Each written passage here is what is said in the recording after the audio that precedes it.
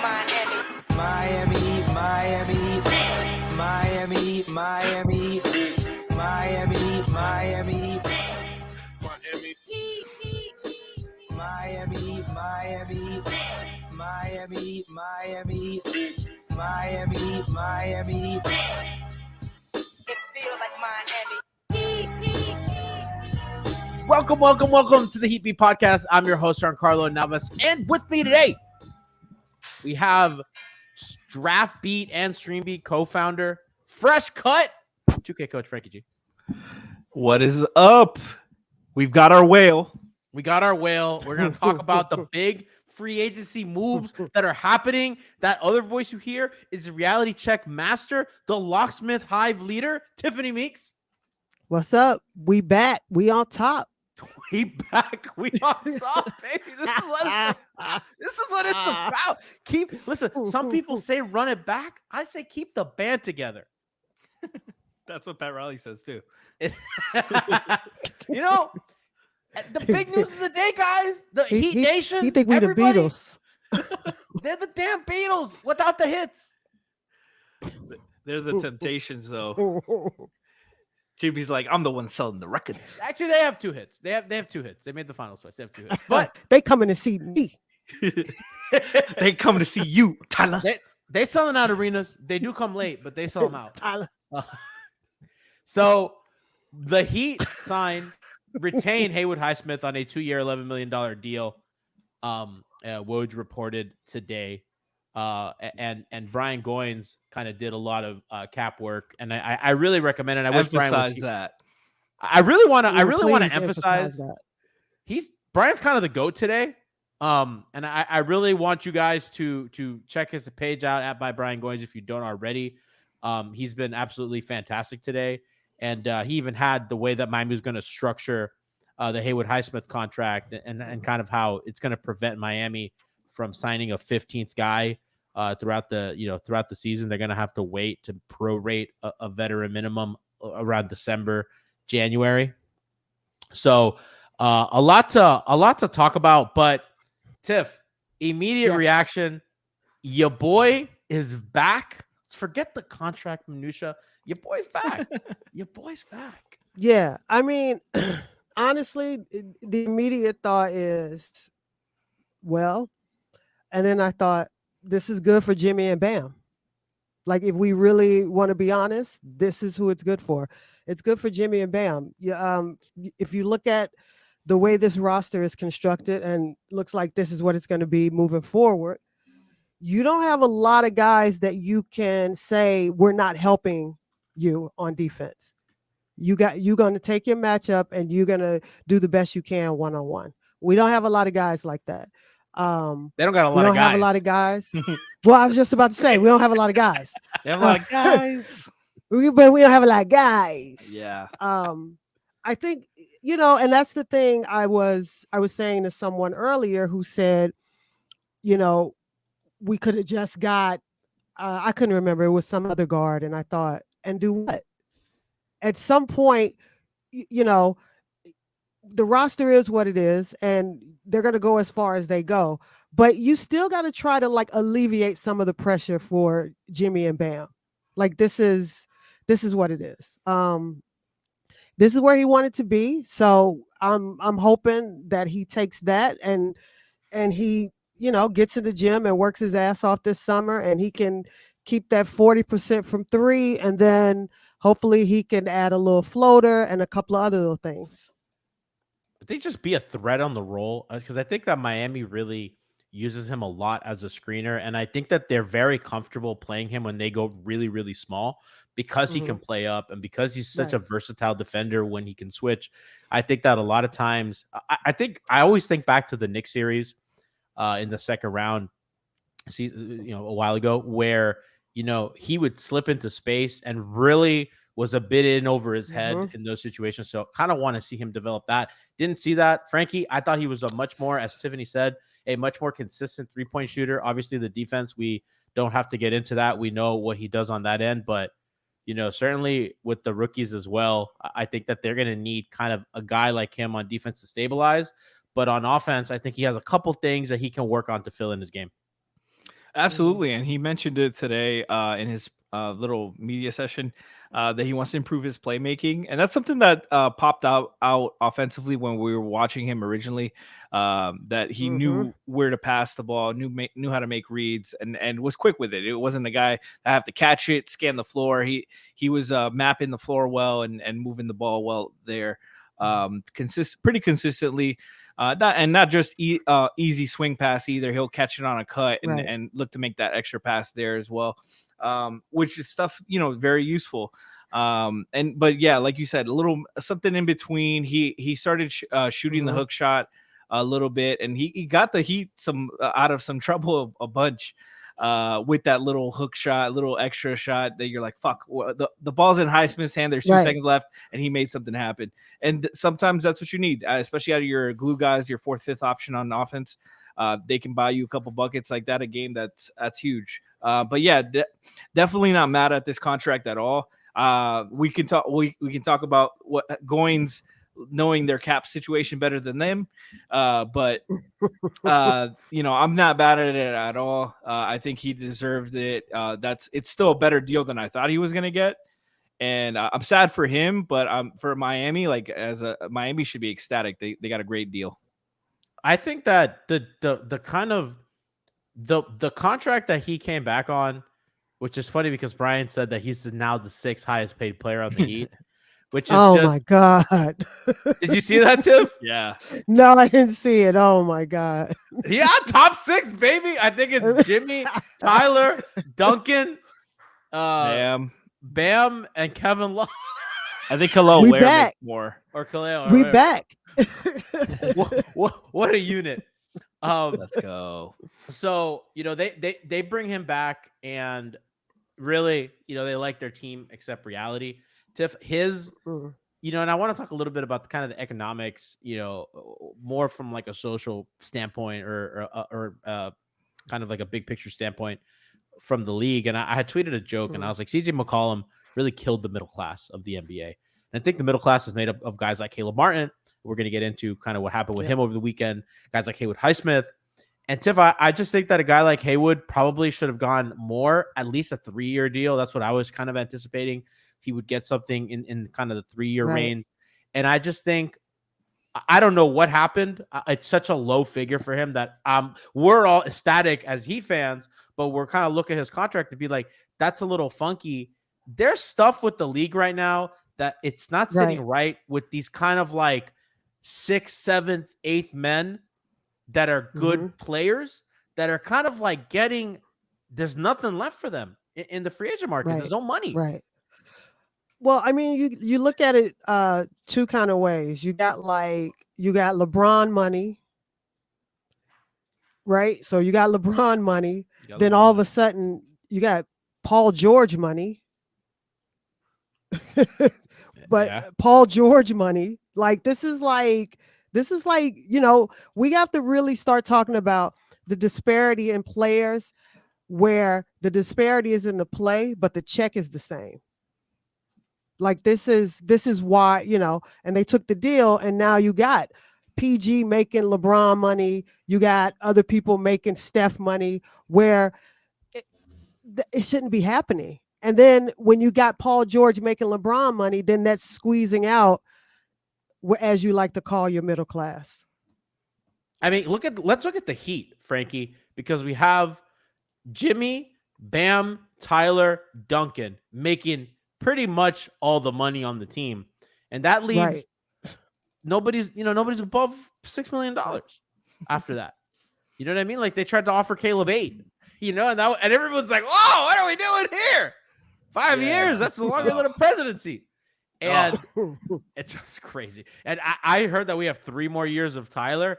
I was like, that's like almost a full fucking term. Yeah, it's crazy. So much more Tyler. But yeah, Frankie, it's just like those guys, like, and I think more and more NBA rosters are going to start looking like that, or they're going to pay crazy repeater tax. The second apron stuff, you lose kind of draft flexibility. You lose the ability to perform certain types of trades. It becomes really like untenable, especially if you don't have like a top 10 guy. Yeah, man. It makes these, especially these second contracts for the rookies, it makes them real difficult to decide. And for like teams like Orlando just had to pay Franz Wagner the max, and like what are they gonna do? Like they can't afford another team to outbid them in free agency, and they're gonna have to give that and save their relationship with the player if they let him go and sign the offer sheet with somebody else. And it makes things really difficult, like because a bad contract can really hamper your whole situation for that tenure, because you're gonna have to give up assets to get off that contract, or eat that contract until it ends up expiring, or you move it when it's shorter term. And we've seen the Heat have issues moving contracts when it was Dwayne Dedmon on an expiring. It's not easy to move contracts constantly. Sometimes teams want to use their cap space and use it smartly. And like it's difficult. Like bad contracts have been hampering the Heat for too many decades. Going back to Joel Anthony's 5-year, 6-year deal, whatever it was, to Mike Miller's, God, what a throwback, to James Johnson, to Dion Waiters, to Tyler Johnson, like all these deals. And we still have deals that on the contract that on the books right now that they have to decide how to move and how to maneuver, and teams less and less have those little mid-sized contracts. Like it's hard. The Heat, like we were talking about this earlier, like a Caleb deal would have been kind of feasible just because you would have had an $8 million contract you could move and trade around. I don't think anybody would have wanted that many years left on that deal, but stuff like that, like the Heat only have it's Khalil Ware and I believe it's Khalil Ware and it's Highsmith now that are like 5 to 10 million in that range. And that used to be a lot more common. Obviously, credit to the players to getting the money and stuff. And like, that's just an adjustment to the new CBA. But I think the rules of the CBA have made team building extremely difficult. It's made it like practically impossible. Like the Celtics are going to sell their team. Mm-hmm. They won a title. They kept everyone. They're selling. Klay Thompson was he was collateral damage for the Warriors keeping a team together, right? Like Draymond got paid and somebody had to go, and the guy who's not been healthy went. And I just feel like this all started in 2011 when the teams voted for this really awful repeater tax for tax teams.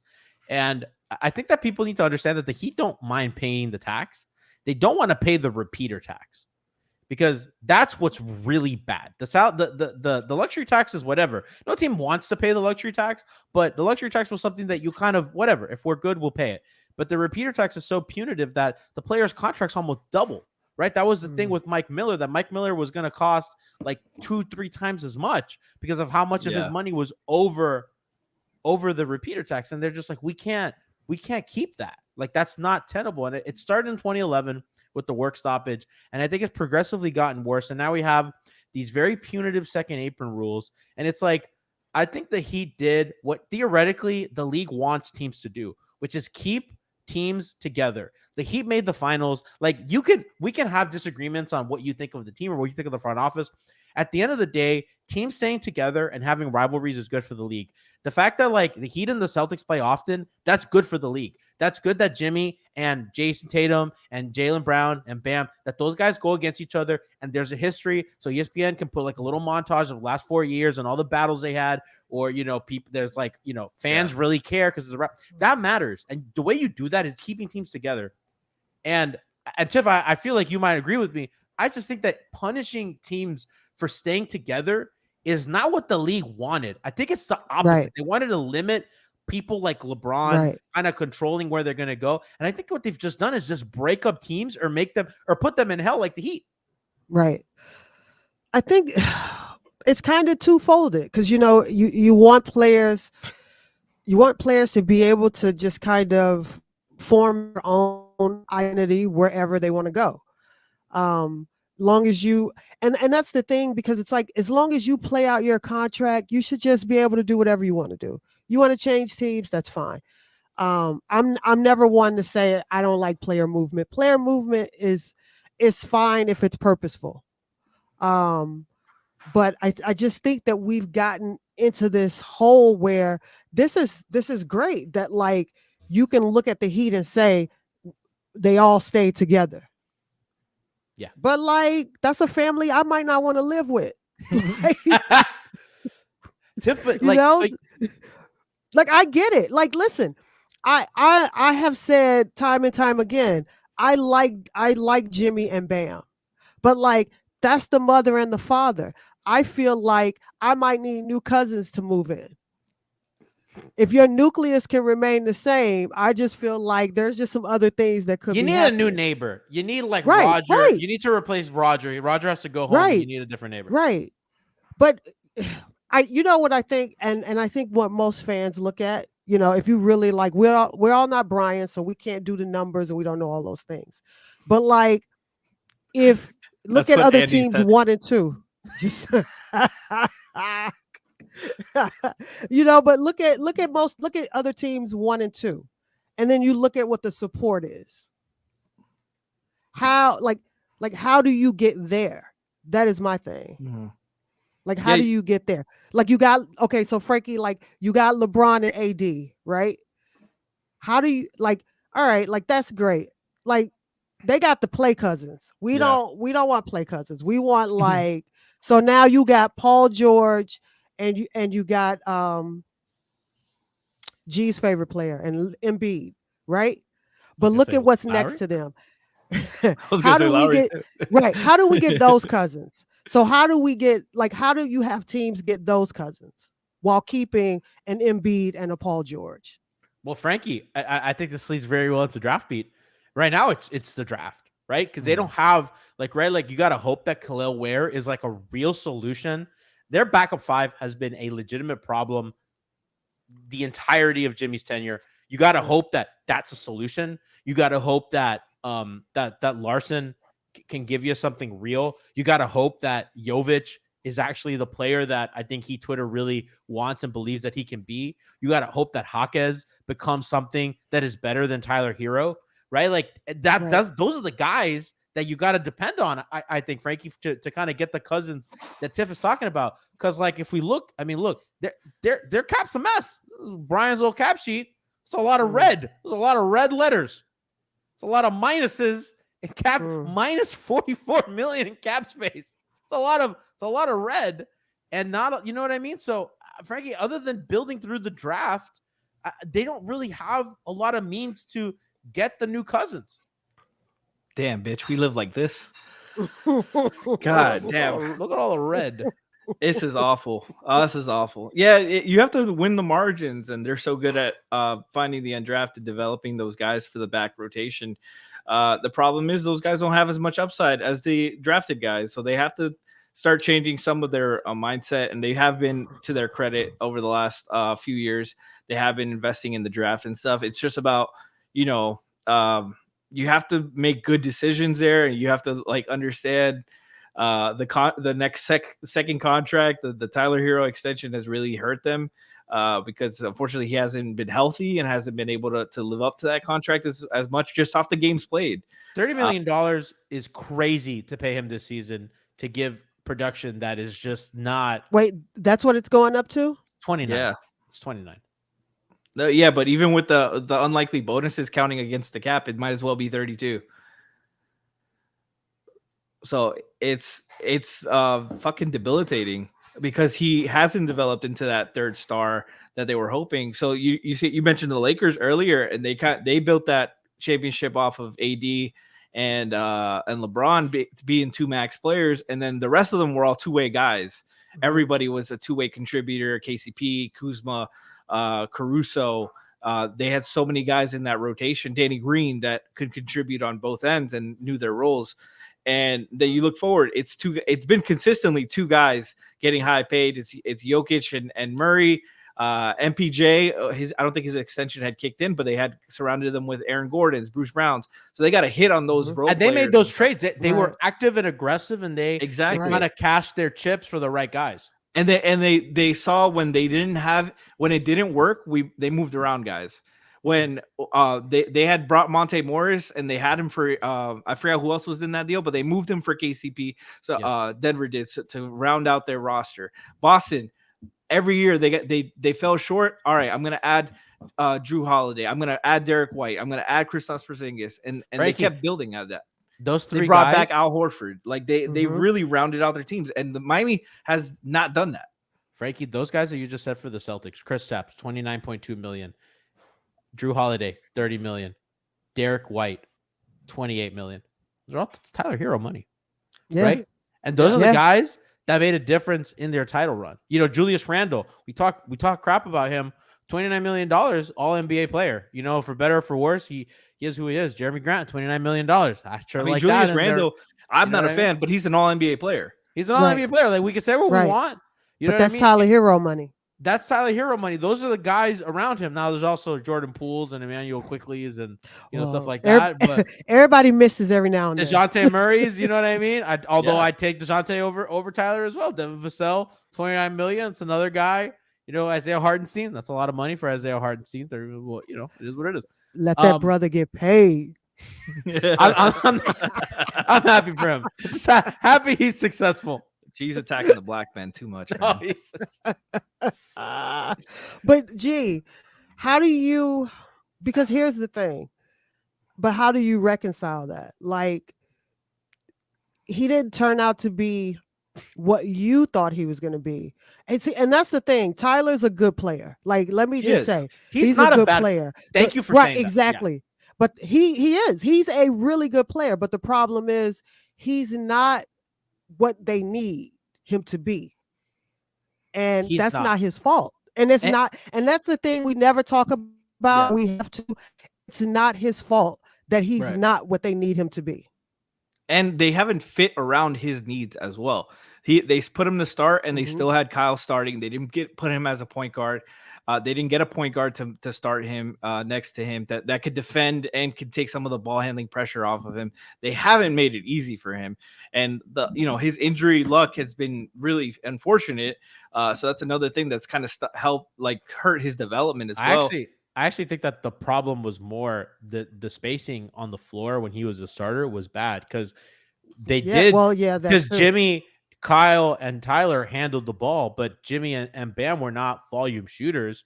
So it's like, if Tyler's handling the ball, like he's in a phone booth because they're getting, it's pick and roll with Bam, and then they're helping off of Jimmy and stuff, or they're helping off of Caleb or whatever. So it's like, I just wanted to disagree with the assertion that it was the backcourt. I do think it was like the front court. That was no, it's a combination. But it's a lot of things, and it's a combination because Duncan. But it's also because he wants. Duncan can't defend, which is the problem as well. Then him and Rozier, Tyler.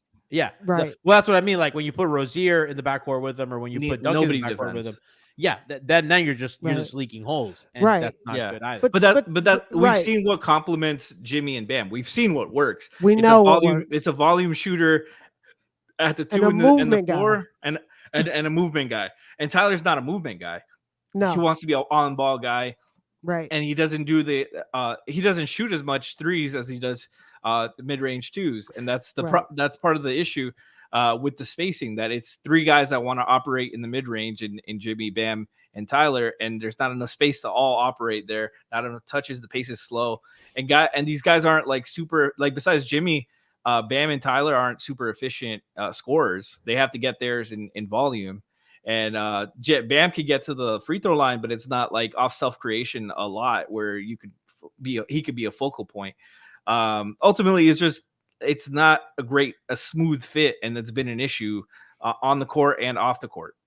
Yeah. So, the other kind of thing that's kind of happened, and I think it's kind of relevant to what we're talking about like kind of the fit and the kind of their needs, is Caleb Martin over the weekend agreed to a deal with the 76ers, which is interesting for a couple of reasons, because Miami offered him 5 for $65, was it?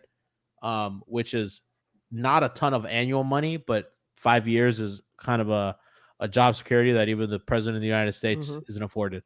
That's 5 years, a long time, Tiff. And he got about half of that. Really, I think he got 35. It might have been 60, and then what the Sixers gave him was 3 for 35 or something like that. It was 4 for 32, I think. 4 for 32, yeah. So he got like a lot less money than he would have gotten here. And it just seemed like his agent had really overestimated the market for him, which kind of ties back to the theme of this, of like the middle class of the league is gone. Right. And a guy like Caleb Martin, who is another, like Tyler Hero, Caleb Martin's a good player, right? Caleb Martin is like a guy that in normal cases is like kind of in that, hey, like maybe deserves a mid-level exception kind of guy. He could be a fifth starter for you. Miami's case, he pretty much won them a playoff series in the Eastern Conference Finals because he can be ignitable at times.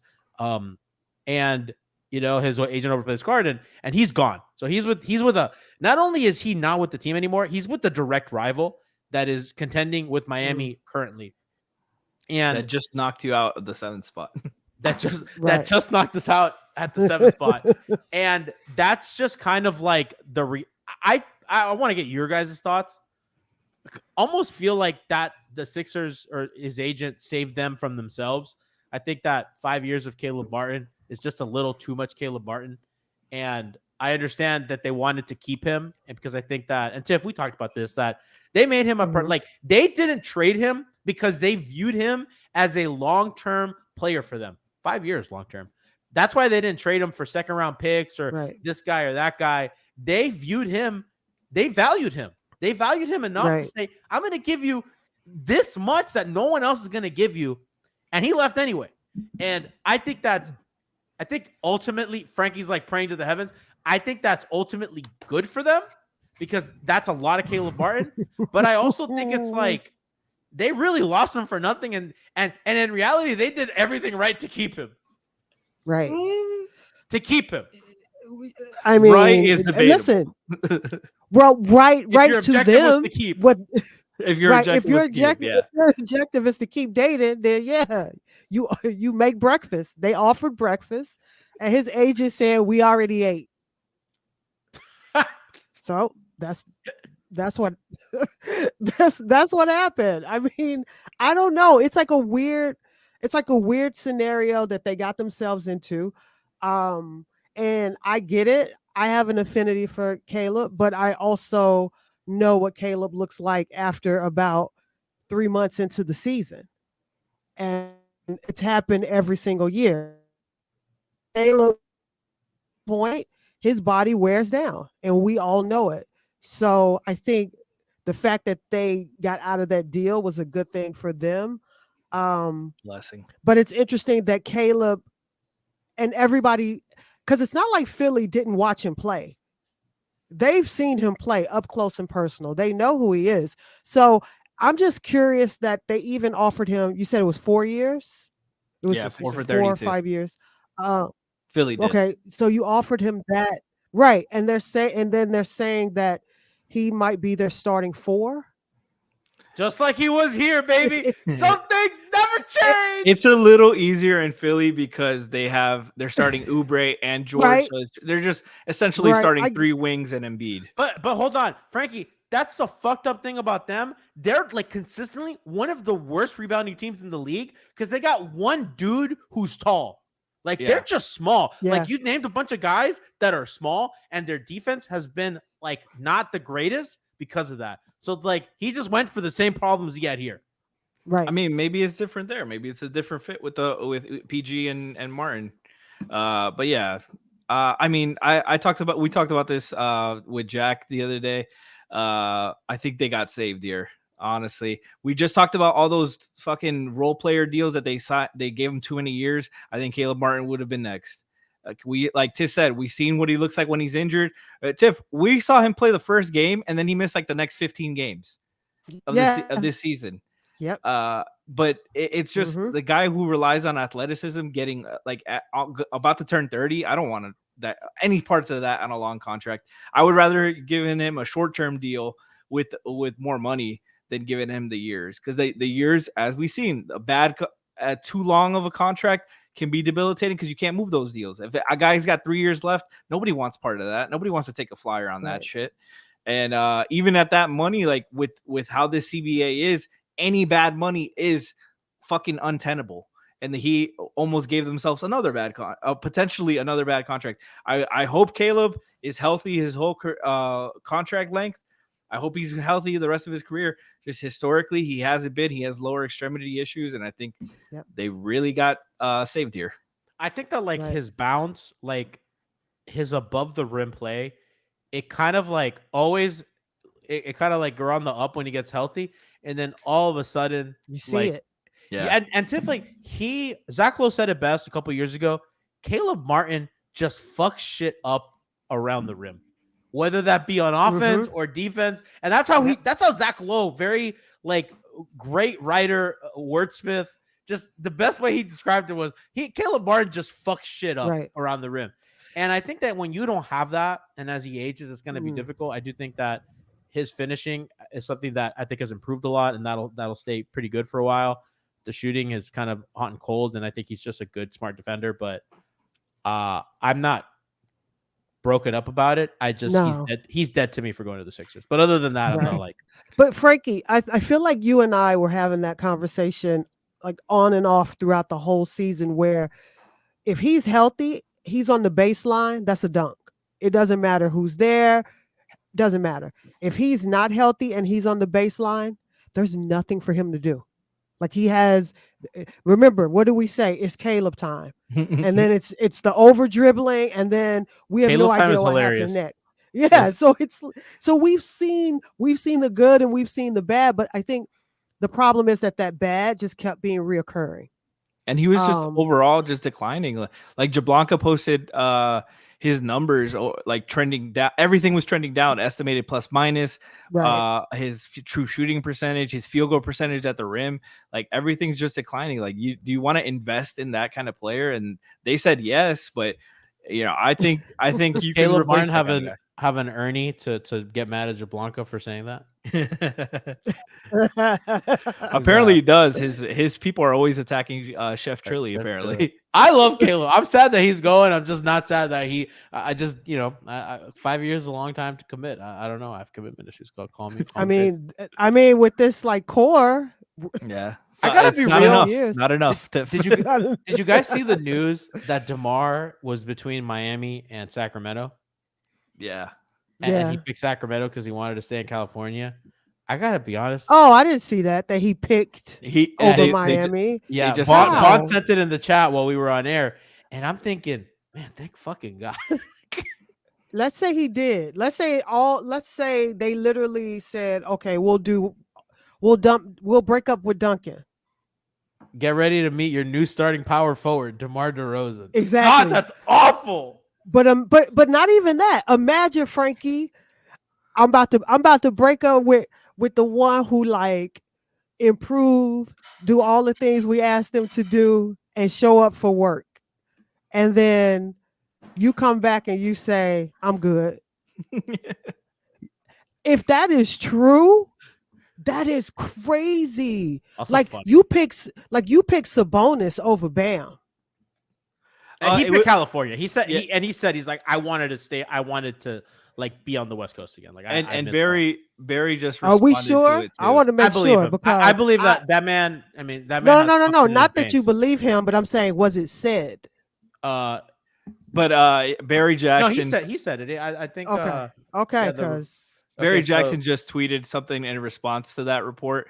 That there's too many hoops to go through ultimately for Miami under the apron rules. But see, that's what I figured. I don't think he was ever choosing. I don't think it was happening. I don't think it was a legitimate option. No, I don't think it was. I think somebody, and if that was a legitimate question and he gave that as an answer, I just think somebody was just digging at something. Yeah, no, it was Shams. It was Shams reported that. Not so Shams been lying a lot lately. Mm-hmm. I gotta be honest with you. That's one thing I kind of disagree with. I think that he's always kind of been a guy. Listen, California dudes fucking love California. It's kind of weird. Like, I don't know. They just. I mean, you're a Florida dude who loves Florida. I don't love Florida. You love Miami. I don't live in Florida. Let's be clear. Right. You love Miami. I live in Miami. I think you're missing what I'm saying. I'm saying it was never an option. I think he does love to be home. I don't think it was ever an option. So I actually have the clip of Shams. Let's hear it. Down to the Kings and the Miami Heat, from what I'm told, as far as DeMar DeRozan's next home, he really wanted to land in a competitive environment, and also I'm told wanted to go back west at the end of the day. And the Kings, they pushed the hardest, they pushed the fastest throughout free agency to get a deal done. They're a playoff contender, a team that's trying to get to the cusp of being a title contender. And I'm told Vivek Ranadive, the Kings owner, really clinched this in their in-person meeting over the weekend in Sacramento. The Lakers were bandied about. They have been over the last couple free agencies for DeMar DeRozan. But I'm told the Lakers never went beyond expressing just simple interest in DeRozan. There were no offers or tangible conversations with the Bulls on a sign and trade deal. So this is the second straight free agency where perception-wise, there is that thought, would DeMar DeRozan have had to take less money in free agency? Was he going to have to take the mid-level exception to land at a destination? But for the second straight free agency, he lands in a sign and trade, and his last 2 deals have been a combined 5 years and $161 million. So that speaks to DeMar DeRozan's relationships, how he's known across the league, and the pedigree and respect he has from teams, in this case, including the Sacramento Kings, the Spurs, and the Bulls. Yeah. Enough of shit. No. Okay. But that wasn't it. That never said that he picked. Them over Miami. No. Yeah, I agree, Tiff. I don't think if Miami was seriously an option. Like Right. Chad has mentioned that Barry Jackson tweeted the option was to move to dump Duncan. I don't think they wanted to like that. I don't think they're fully invested in that. Like they've been really searching for like the perfect fucking fit. Like he's got to be perfect culture wise. He's got to be perfect on the court fit, which is never gonna happen. Yeah, I mean, we've been waiting for 6 years for that perfect fit. You know, when's that perfect match gonna happen? We had it. And he's Gogi. gone. And he's gone. Oh, he's gone. He's gone because his hamstring exploded, and y'all scapegoated a fat person because America. I was talking about Goran, not Kyle. America hates one thing, and it's the mirror. And they see a fat guy trying his best, and they see themselves, and they don't like that. That's all I'm gonna say about my goat. That's my goat, man. I miss him. Could you imagine? The lineup makes sense with a pass first point guard. I'll tell you that right now. So things start to make sense. A little pass first point guard, starting at the 1, maybe Rozier at the 2. All of a sudden, things make sense. Imagine we had a first round pick. I don't know, just saying. Yeah, I really wish Kyle Lowry was 31 instead of 38. Oh my God, could you imagine if we had 31-year-old Kyle Lowry? It'd be the GOAT. The GOAT. Chat hates me every time I bring up my beloved. Everybody gets mad, dude. Everybody gets mad. Now DeRozan gets to be with Harry B. Harry B's in San Antonio. When did that happen? That was in the trade. That was in the trade. No! This is your NBA expert. Oh, wait a second. We might be online for Harry B again. No, Spurs are trying to win. Are they? I don't know why they have Harry B for that. No, yeah, they don't want him. Maybe we can make Rozier for Harry B. Anyway, just kidding. So I think that the landscape of the league has been really fascinating. And to kind of see it play out. I imagine that Miami is not going to have any other moves. I mean, kind of the way that Brian talked about on Twitter, it seems like this is their team except reality. They can't really make more moves barring a trade, which it just doesn't look like that's going to be the case. And I think teams are getting a little bit sick of these guys moving around like that. And I think that Paul George, if anybody listened to his podcast clip that was going around Twitter today, the Clippers refused to give him a no trade clause. And I think more teams are going to be not giving no trade clauses because if we look at what happened with Dame, imagine if Dame had a no trade clause. Dame would be in Miami. Dame would be in Miami right now. And I think people kind of see that happening and say, we are not going to, I mean, the Heat didn't want Bradley Beal because Bradley Beal had a no trade clause. Right. And I think the Heat saw that and they're like, we are not going to be stuck and we're not going to be held at gunpoint. And I think that more and more, a lot's going to change, guys. A lot's going to change in the coming years. I think this CBA is going to affect a lot of things. I think teams are going to now handle stars differently. I think teams are going to be more okay. The Clippers, or they let Paul George go. They fucking played hardball with Paul George, and they let him go. I mean, you say that, but he just brought back Thomas Bryant, and he has a de facto no trade clause. So, like, how resilient are they? You can waive them. Like, that's not a big deal. Like Yeah, but with their cap situation, you really can't. You gotta dump them. Whatever. Because they can waive them. They can't sign I mean, like damaging contracts that you get stuck with, or players that are going to demand trades that are going to create a stink. So, there's a lot to discuss. I wanted to discuss Khalil Ware today with Franky. We spent way too much time. Franky, very quickly, yes or no? Is Khalil is how do I say his name? Khalil. Is Khalil Ware good? Yes or no? Yeah, he's a good player. Okay, He's that's it. Oh, okay. He's good. Franky said he's good. He's good. Draft Beat has spoken. Boy, Franky, you about to get aggregated. Yeah, Franky's about to get aggregated. Somebody said Ware is slow. That's not what Franky said. Franky said he's good. So you are wrong, Carlos in chat. yeah, so we're gonna kind of keep going throughout the summer with sprinkled summer league coverage. I want to maybe do a show later this week with some of the draft beat guys to kind of talk about how they feel about the summer league guys. Isaiah or- Stevens is my god. Or early next week. So check out that, and we'll keep it going. We're gonna take one final look at the roster. Once summer league is over, once we kind of have a full perspective on who's going to be on the team. But guys, this has been kind of your Miami Heat offseason. Big Drew Smith signing. We didn't even talk about Alec Burke. I don't think Alec Burke's a good player. I don't think this matters very much. Does anybody He's like their have sixth shooting guard. Does Alec Burke? Does that? How does everybody feel about Alec Burke? Any thoughts on Alec Burke? Did you see what he did last season? Yes. I did. Exactly. Yes. He couldn't even play for he was only able to play for a Knick team that was so destroyed by injury that Tom Thibodeau was like, fuck it. Oh, fuck it. Get out there, kid. Get out there. He's like, you're 33 years old. Show us what you got. 6.5 points per game. How much is you? 31% from three. You go out there, kid. Oh, excuse me, 30% from three. Damn, he's bad. Woo! Yeah. Enjoy Eric Spoelstra. Let's see your rehab this one. He's the backup one. God damn it, I hate this team. Oh my god, he's gonna be the one running pick and roll with Ware. Oh my god. They wanted him to be Blake Lively. He's whatever the opposite of Blake Lively. Wait a minute, Frankie. Not No, Blake Lively. What's the guy's name? Blake Lively's the very pretty white woman. What's the Dallas Maverick? Derek Lively. Excuse me. Derek. Are they related? No, very much not. XOXO Gossip Girl over here.